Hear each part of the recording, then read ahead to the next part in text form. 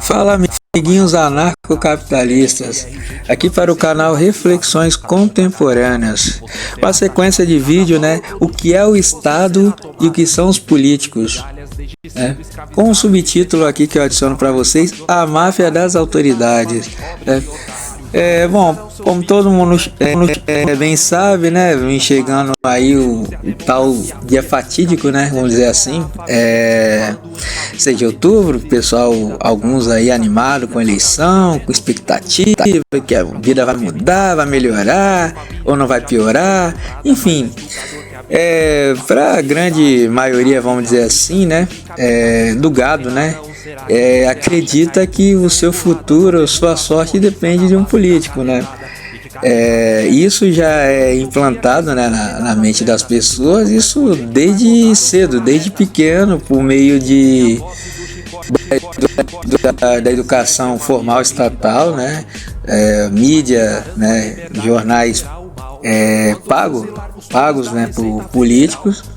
Enfim, tem toda uma influência, tem toda uma estrutura de convencimento por detrás para que as pessoas não consigam perceber que estão na corrida dos ratos, aonde os políticos, eles sempre vão criar mecanismos para as pessoas correrem atrás, digamos assim, do prejuízo, enquanto eles estão lá ditando as regras do jogo a ponto de sempre favorecer eles. Você não vai ver eles, por exemplo, extinguir o foro privilegiado.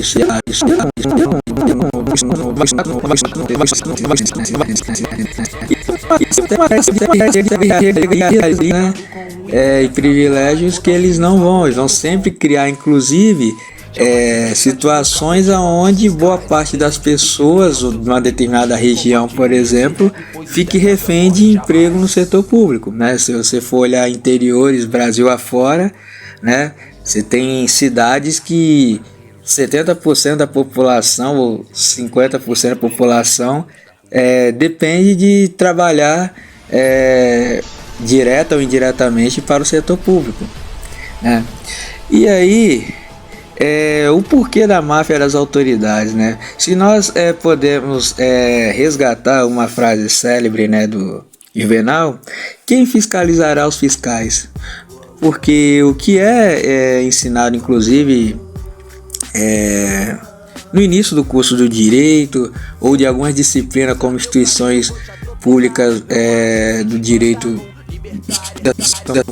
pública e privada do direito, dizer assim, em cursos de economia, de administração, de contabilidade, que o Estado, conforme o espírito das leis de Montesquieu, que existe um mecanismo de freios e contrapesos, aonde que os poderes eles se equilibram, mas não equilibram no sentido de defender o cidadão, não é por abuso de poder sobre o cidadão, é de que um não entrar na seara do outro, Então, na verdade, o Estado ele é um consórcio, A diferença do PCC e do Comando Vermelho para o Estado, por exemplo, é apenas um detalhe de que o Estado, como ele tem o monopólio da força, e assim a lei dele é que vale por ele ter a maioria em termos de força, Polícia Federal, Polícia Civil, Polícia Militar, Exército, etc.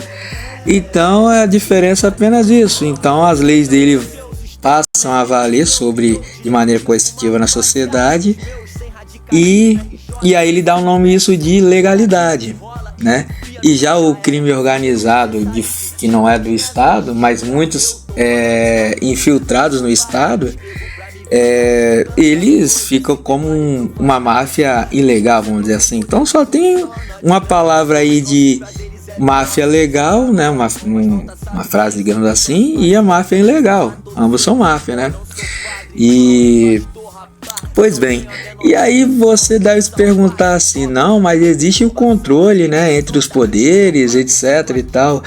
Mas você dificilmente vai ver uma indisponibilidade, principalmente quando lhe tange interesse na área de orçamento entre os poderes. Então você vê o teatro das tesouras, né, entre político, entre representante dos poderes, apenas para você ter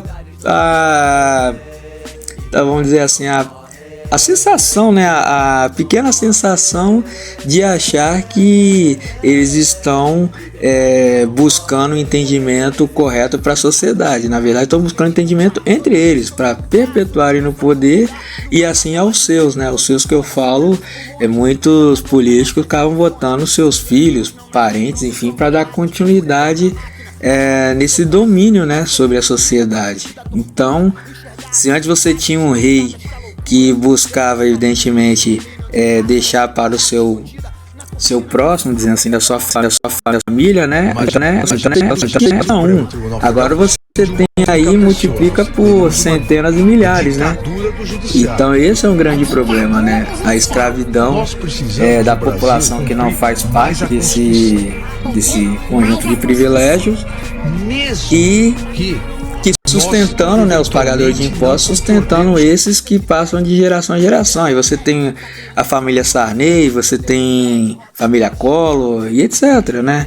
E principalmente no Nordeste também, mas nos outros lugares do Brasil também tem essa manutenção do poder, né? E aí você tem alguns pontos aqui que eu posso estar comentando com vocês sobre preenchimento de exercício irregular, vamos dizer assim, né? Porque ilegal é um negócio, sempre dizer assim que tudo que é legal é moral, é correto porque está na lei, né? Mas não é bem assim, né? A escravidão no tempo era considerado legal, mas isso não quer dizer que é moral, né? Então, preenchimento de exercício irregular de cargos públicos, né? Você tem diversos órgãos em diversos locais, pessoas comissionados que não fizeram nem concurso, ou seja, aquela tal ideia democrática de todo mundo estar sujeito, com esforço de passar no exame, etc e tal, e isso não ocorre em muitos cargos, inclusive cargos técnicos, né? Mesmo tendo a lei positivada, né? Enfim, ou seja, o STF dando entendimento, muitos entes e entidades não respeitam. Ou seja, o Estado cria uma lei que ele não respeita, né? Então, algumas resoluções determinando que cargos técnicos têm que ser preenchidos por pessoas por meio de concurso público. E isso não é respeitado, né, por muitos governadores, prefeitos, né, especialmente prefeitos, aonde que como eles têm contato direto com a população, seja mais próximo, também é aqueles que conseguem formar um grupinho, né, fechado e simplesmente as pessoas por desconhecimento acham isso normal também, né? E aí acaba tendo, digamos, retaliação, né? Sei lá, um não atendimento em alguma reclamação de imposto, por exemplo, cobrado indevidamente e etc. E aí a pessoa fica dependendo da justiça, quando também aí tem um outro problema, existe o tal do acordo de cooperação técnica, né? Entre vários órgãos, tanto em secretarias estaduais com instituições também estaduais, né, de outra área, ou também entre município e governo do estado, município e governo federal, enfim, cessão de servidores. Então, a troca de favores, porque inclusive em um momento, por exemplo, falando em judiciário, se uma pessoa for processar um governador, ou vamos dizer logo presidente da república, qualquer pessoa que seja, essa pessoa ela é blindada pelo poder que a pessoa iria recorrer. Por que os políticos é blindado? Porque ele oferece paga a mão de obra de pessoas que nem sequer fizeram concurso para aquele órgão judiciário, e aquele órgão se beneficia porque não vai ter nem custo, porque ele vai ser custeado pelo político, que depois ele vai ser beneficiado, né? Protegido setor né, de qualquer problema que possa vir a ter, né? Então, também temos problemas aí de compra de votos, né? Quem diria, né? O Brasil, ele ainda tem isso. Isso lembra lá da época de voto cabresto, né? E não era nem compra de voto, mas era obrigação em troca de comida, né? O quem trabalhasse de escravo, né? Para coronéis, né? Tinha que votar, enfim. Mas aí você tem os artifícios, né? Por mais que a mídia tenha noticiado federal, apreensão, etc e tal, é uma prática que no final das contas muitas vezes acaba nem se tornando um processo penal, né? E voltando, muitas vezes inclusive, por quê? Porque o político ele ajuda o juiz ou o fórum, comarca, né? Enfim, o judiciário. Em troca, ele é protegido pelo judiciário ou mesmo pelo Ministério Público, quando também se beneficia, né? Então você tem a informação de quadrilha, crime organizado dentro do Ministério Público, principalmente aqui do estado do Espírito Santo, né? E aí você fala, ué, mas então a Polícia Federal não vai ver isso, não faz isso? A Polícia Federal, ela tá preocupada em prender velhinha, né? Que vai protestar contra o presidente ladrão que assumiu o país. Né? Que a Polícia Federal está preocupada com o cara que comprou coisa do Paraguai, ou o cara que fabricou arma em 3D. Então no final das contas você vai ver a Polícia Federal não é para alguma coisa referente à população, no sentido de prestar um serviço à população, e sim cuidar dos interesses da União, do Estado, né? Então você paga imposto para um órgão que não é para servir a você, é servir aquele que te rouba todo o tempo por meio de impostos, né? Tarifas, etc. Tributos. E aí você tem o Deep State. Você não sei se ouviu falar sobre o que é o Deep State, o Estado Profundo, porque as pessoas pensam que o político por si só, tirando ele ali, resolve o problema. Não é bem assim.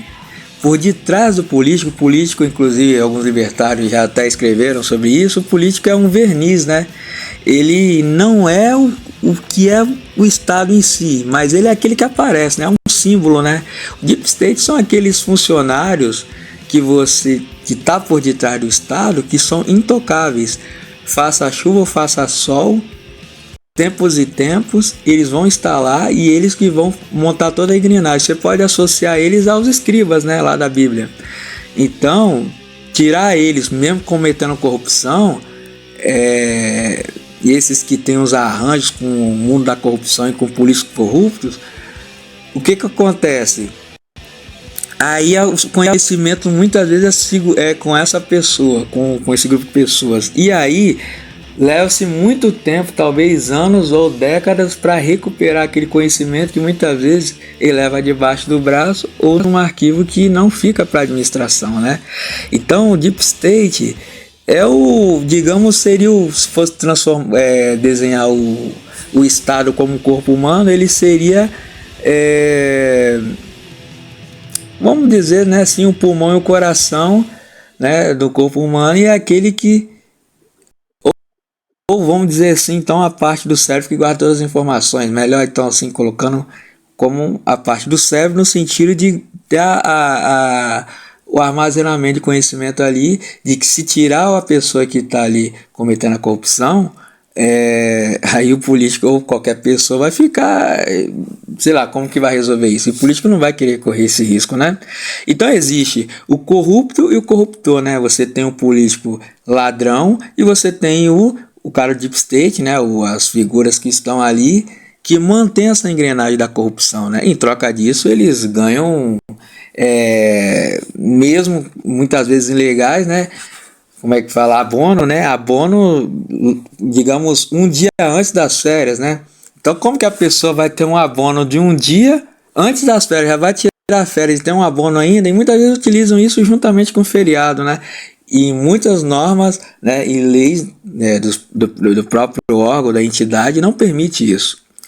Mas eles estão cagando para a lei, né? E aí você tem o orçamento público, né, expansão e do agigantamento do Leviatã, né? criando expansão da classe privilegiada e escravização das pessoas que são obrigadas a pagar impostos para esses carimbanjando, né? Como a Janja que vai lá para fora, enquanto o que eles mesmos dizem, muita gente passando fome, mas o próprio PT, quantos milhões que ele deu para políticos fazerem campanhas, né? Em vez de dar para as pessoas que estavam passando fome. Mas aí não para o problema aí, né? Eles não se contentam em apenas gastar, eles fazem questão de zombar das pessoas, né? De ostentar aquilo que eles não produzem nada para conseguir, né? E aí zomba por quê? É para que as pessoas, somente não dotaram de tanta inteligência, vamos botar assim, né?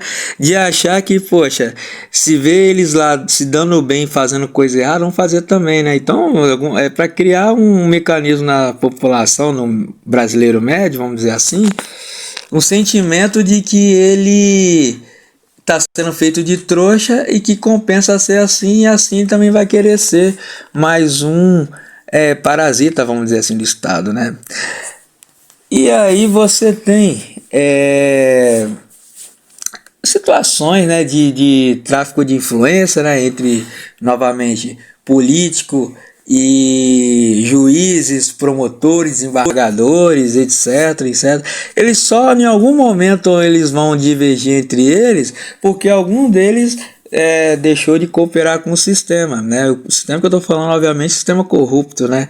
Então, se eventualmente alguns deles não compactou com algum combinado, entre eles, vamos dizer assim, claro, nos bastidores, aí eventualmente esse político ele pode, digamos, ter algum problema, dizer assim. Mas muitos vamos pegar aqui no Brasil Bolsonaro. Se o Bolsonaro realmente tivesse alguma discordância com o STF e os outros, ele não estaria nem no Brasil, né? E o filho dele lá que, pelo menos no noticiário, que ele lavou dinheiro, né, etc e tal. O que aconteceu com ele? Em troca disso, ele engavetou a operação lá, Lava Toga, né? Então, assim, no Espírito Santo, o Espírito Santo muitos aí devem lembrar, por exemplo, em 2022, né, um prefeito de João Neiva, ele foi pego em flagrante pela Polícia Rodoviária Federal com R$7.200 no carro e material de campanha no deputado Vandinho Leite, né, deputado estadual, né? E aí a Polícia Rodoviária Federal, né, salvo engano, ela juntamente com a Polícia Federal enviou isso para o Ministério Público Federal, né, para o Procurador da República, Procurador Eleitoral, que por sua vez provavelmente ele repassou para o Ministério Público Estadual. E o Ministério Público Estadual ganhou manchete, ganhou estrelinha, né, ganhou estrelados, vamos dizer assim. E o que fez? Quando parou na mão do promotor? Nada, por inércia. Há que se dizer que, como foi para a mão do desembargador em segunda instância, aí é uma grande pergunta a ser feita. Por que foi então para a mão do desembargador de segunda instância, no caso um juiz de segunda instância, se deveria ir para a primeira instância? Aí já tem um problema. O pessoal da Procuradoria ou do Ministério Público, eles não sabem a quem que tem que enviar o que tem que ser de fato. Esse é um ponto, né? Foi compra de voto em 2022. Uma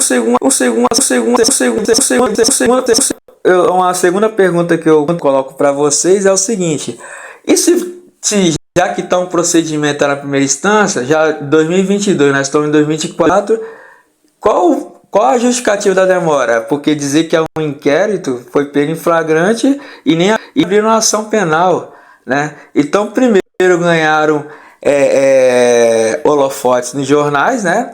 Como operação que fez isso e aquilo, como vocês veem diariamente, né? Dizendo que foi feito, né, combate ao crime, etc.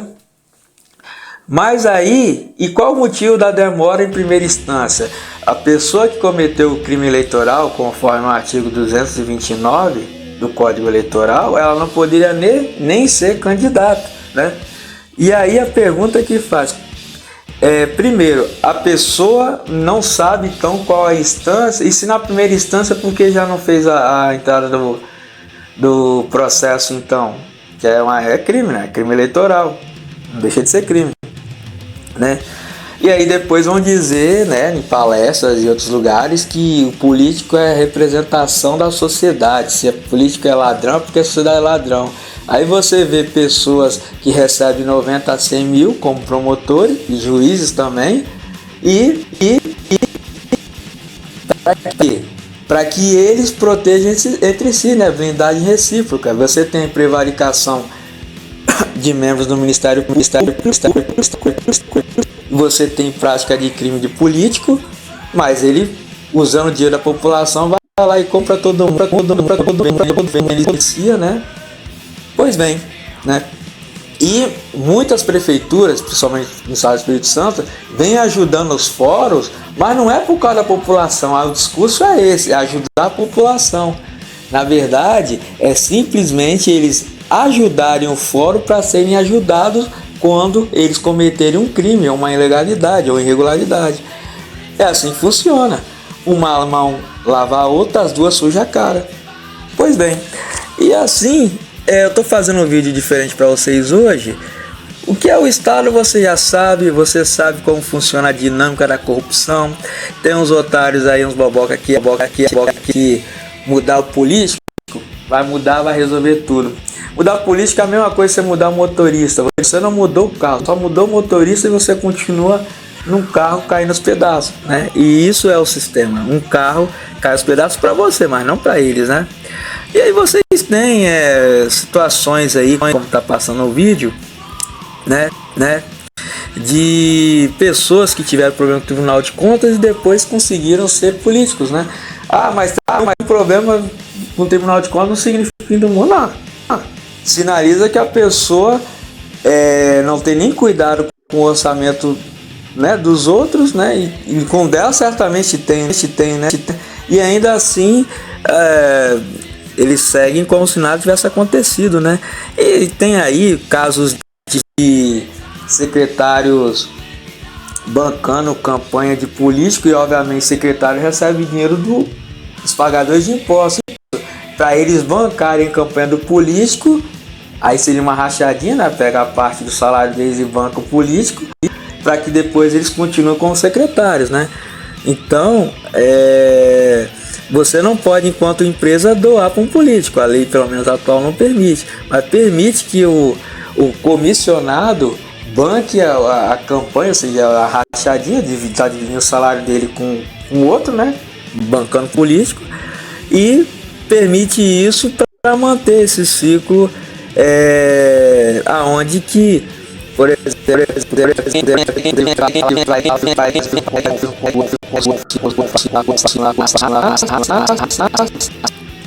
fique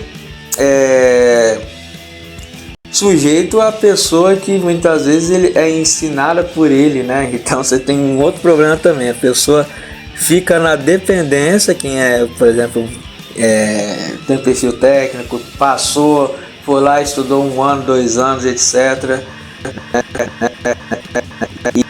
E é competente, mas no final das contas, e quando inclusive tiver uma irregularidade, ele vai ter que escolher algumas vezes, por exemplo, de cometer irregularidade e morrer por ali, se o assunto morrer por ali, ou ficar no risco de ficar na conta dele, né?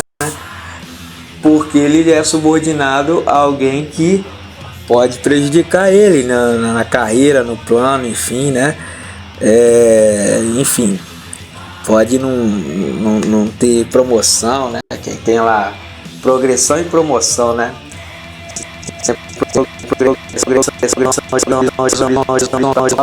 Progressão vertical, né, no setor público.